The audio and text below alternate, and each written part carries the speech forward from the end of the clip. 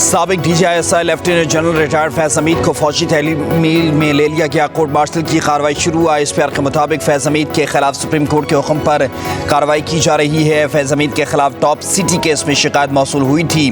عدالتی حکم پر اس کیس کی تفصیلی انکوائری کی گئی، جس کے بعد آرمی ایکٹ کے تحت کارروائی کا آغاز کر دیا گیا۔ فیض حمید کے خلاف ریٹائرمنٹ کے بعد پاکستان آرمی ایکٹ کی خلاف ورزی کے متعدد واقعات بھی سامنے آئے ہیں۔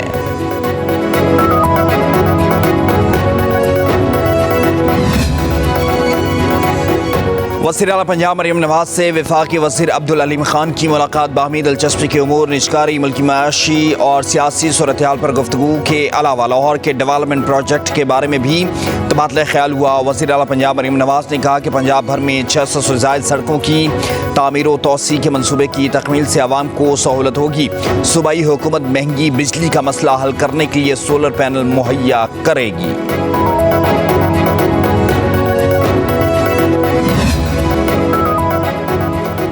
اور بنگلہ دیش کرکٹ ٹیم ٹیسٹ سیریز کھیلنے کے لیے لاہور پہنچ گئی۔ سخت سیکیورٹی میں ایئرپورٹ سے ٹیم کو ہوٹل پہنچایا گیا۔ مہمان ٹیم آج آرام کرے گی۔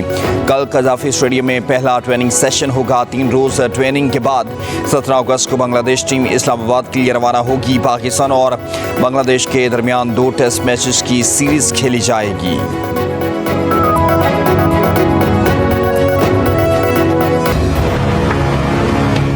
پاک فوج میں خود احتسابی ایک سخت کڑا مگر شفاف عمل ہے جو ہر وقت جاری رہتا ہے۔ یہ خود کار جو نظام ہے خود احتسابی کا، یہ سب بھی چل رہا ہے اور چلتا رہتا ہے۔ جتنا بڑا عہدہ اتنی بڑی ذمہ داری، ہمیں اپنے خود احتسابی نظام پر فخر ہے۔ D G I S P R فوج میں کڑے احتسابی عمل پر واضح بیان دے چکے۔ 7 مئی کو پریس کانفرنس میں فوج کے خود احتسابی کے خدوخال تفصیل سے بیان کیے۔ کہا فوج میں خود احتسابی ایک کڑا، سخت، شفاف اور خودکار عمل ہے جو ہر وقت جاری رہتا ہے۔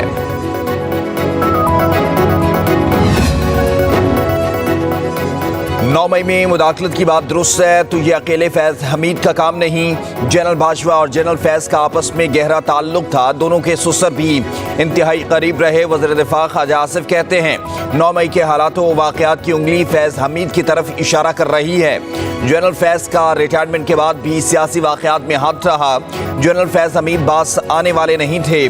فوج کا اندرونی نظام متاثر ہو تو میرٹ پر انتہائی سخت فیصلے ہوتے ہیں۔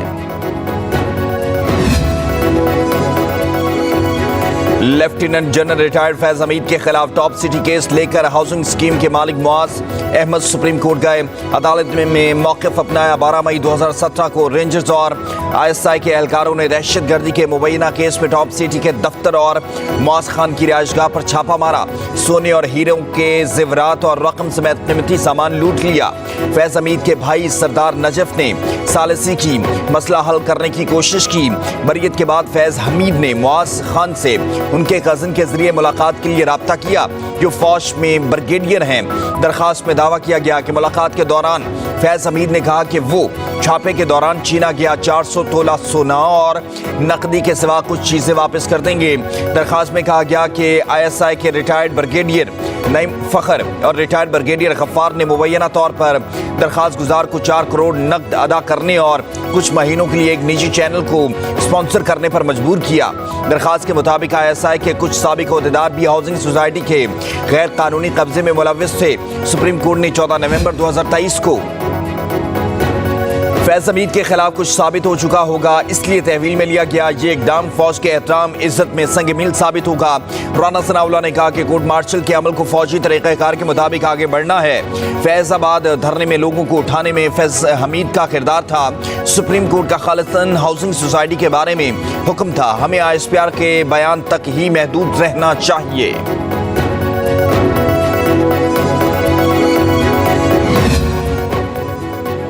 فوج نے اتنے سینئر افسر کے خلاف کارروائی کی، یقیناً ٹھوس ثبوت ہوں گے۔ پاکستان پیپلز پارٹی کے رہنما قمر زمان قاہرہ کا رد عمل۔ کہا فوج کا اپنا احتسابی عمل ہے۔ فیصل واوڑا بولے بہت سے لوگ اب فیض حمید سے لا تعلقی کا اعلان کریں گے۔ آج کے بعد پی ٹی آئی بھی تبدیل ملے گی۔ بانی سمیت پوری پارٹی لیٹی ہوئی دکھائی دے گی۔ 9 مئی کا احتساب ہوگا۔ جو ملوث ہیں انہیں سزائیں ملیں گی۔ سپہ سالار کو مبارکباد دیتا ہوں، جو ناممکن تھا ممکن کر دکھایا۔ لیگی رہنما جاوید لطیف نے کہا फैज हमीद मुल्क में इंतशार के मास्टरमाइंड थे। वो पाकिस्तान में बांग्लादेश जैसा इंकलाब लाने की मनसूबाबंदी कर रहे थे। पीटीआई रहनुमा बैरिस्टर गौहर बोले, फौज जैसे चाहे अपने इदारे में एहतसाब करे, हम सवाल नहीं उठा सकते। फौज का अपना स्ट्रक्चर है, उनका मजबूत इदारा और तरीक़ाकार है। कर्जों की पहाड़ लग गए हैं, हुकूमत अशराफिया सबको अपना फर्ज अदा करना होगा। वज़ीर आज़म का तकरीब से खिताब कहा, आज हम नौजवानों का आलमी दिन मना रहे हैं। नौजवान ही मुल्क की तकदीर बदल सकते हैं। तमाम वसाइल नौजवानों के कदमों में निशावर करेंगे। माजी में बतौर खात्मे आला पंजाब बच्चों और बच्चों की खिदमत की अब भी तमन्ना है। बतौर वज़ीर आज़म नहीं, आपका खादिम बनकर खिदमत करूँ। वज़ीर आज़म शहबाज शरीफ का मेरिट पर 10 लाख तलबा को स्मार्टफोन्स देने का ऐलान। बात नहीं करनी तो ना करें, मुझे कोई जल्दी नहीं, हमारी मकबूलियत बढ़ रही है। हुकूमत ने मखसूस नशिस्तों का फैसला नहीं माना और चीफ जस्टिस को तौसी देने की कोशिश की तो हम स्ट्रीट मूवमेंट शुरू करेंगे। मानिक पीटीआई की अडाला जेल में गैर रस्मी गुफ्तगू, कहा 9 मई की फुटेज जिन्होंने चुराई उन्होंने ही 9 मई किया है। एक सवाल पर बोले, मेरे एस्टेब्लिशमेंट से राब्ते का सुनकर इनकी काम पे टांग जाती हैं, मेरा किसी से कोई राब्ता नहीं। महमूद खान अचकजई को सियासतदानों से बातचीत का इख्तियार दिया है। सुप्रीम कोर्ट ने लाहौर हाई कोर्ट का फैसला कलअदम करार दे दिया। कौमी असम्बली के 3 हल्कों NA 81, 79 और NA 154 में दोबारा गिनती में लीगी उम्मीदवारों की कामयाबी बरकरार। सुप्रीम कोर्ट ने 2-1 के तनासुब से फैसला सुनाया। अदालत ने लीगी अरकान असम्बली अजहर कयूम, अब्दुर्रहमान कांजू और जुल्फकार भिंडर को बहाल कर दिया। सुप्रीम कोर्ट के फैसले से PPA 133 ननकाना साहब से लीगी उम्मीदवार राना मोहम्मद अरशद भी कामयाब करार पाए।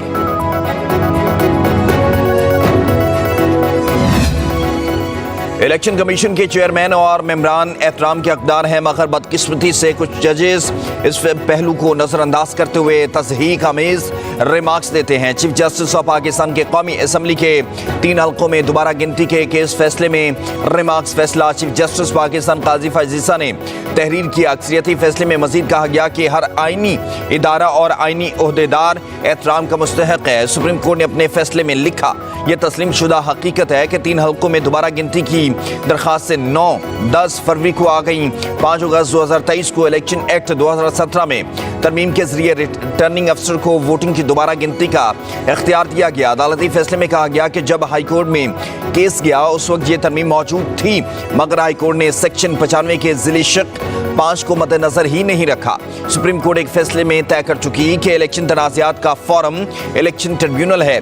सुप्रीम कोर्ट तय कर चुकी कि हाई कोर्ट वो मामला देख सकती है जहां इलेक्शन कमीशन का दायरा इख्तियार ना हो।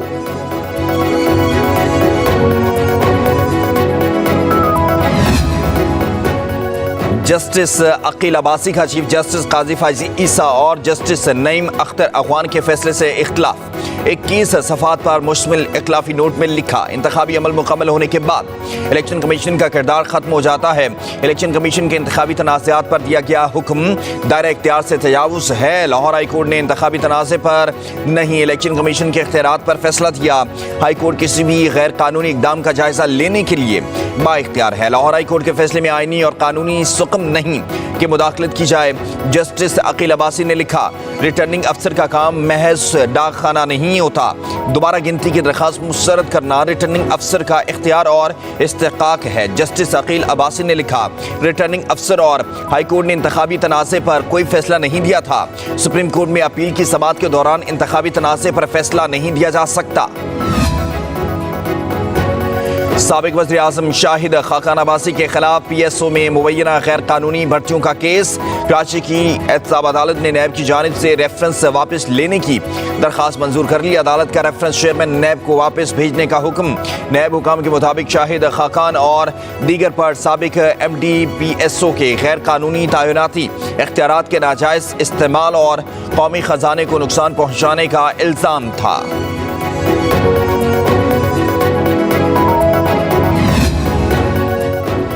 साबिक वज़ीर आज़म शाहिद खाकान अब्बासी कहते हैं ये करप्शन नहीं, इख्तियारात के गलत इस्तेमाल का केस था। अदालत ने फैसले में लिखा, यह केस गलत है। 4 साल 2 माह बाद نیب نے کہا کہ ریفرنس واپس لیتے ہیں۔ اسی عدالت میں ایک اور صاحب 12 سال سے آ رہے ہیں۔ آج کامران مائیکل سے بھی ملاقات ہوئی، ان کے خلاف بھی اسی طرح کا ریفرنس ہے۔ سابق وزیر اعظم نے کہا جتنی جلدی نیب ختم کر دیا جائے اتنا ہی ملک کے لیے بہتر ہوگا۔ کیس کی حقیقت عدالت میں سامنے آ جاتی ہے، پولیٹیکل انجینئرنگ کے لیے اس طرح کے کیس شروع کیے جاتے ہیں۔ کہا پاکستان کے تمام اسٹیک ہولڈرز کو بیٹھ کر تمام معاملات کو دیکھنا ضروری ہے۔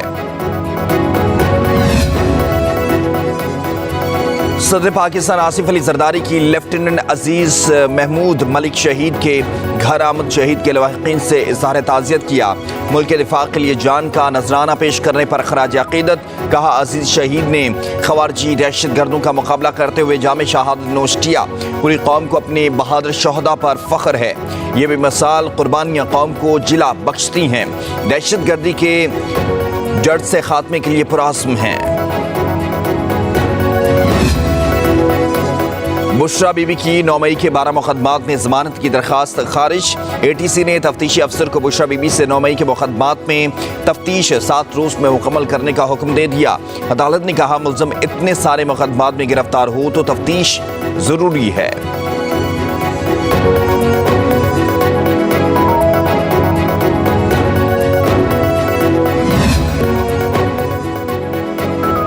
K2 پر زخمی پاکستانی کوپ امام مراد صدپارہ جاں بحق ہو گئے۔ الپائن کلب کے نائب صدر ایاز شگری نے مراد صدپارہ کی موت کی تصدیق کر دی۔ اسکردو میں مراد صدپارہ 8047 میٹر بلند چوٹی پر براڈ پیک کی مہم جوئی کے دوران زخمی ہوئے تھے۔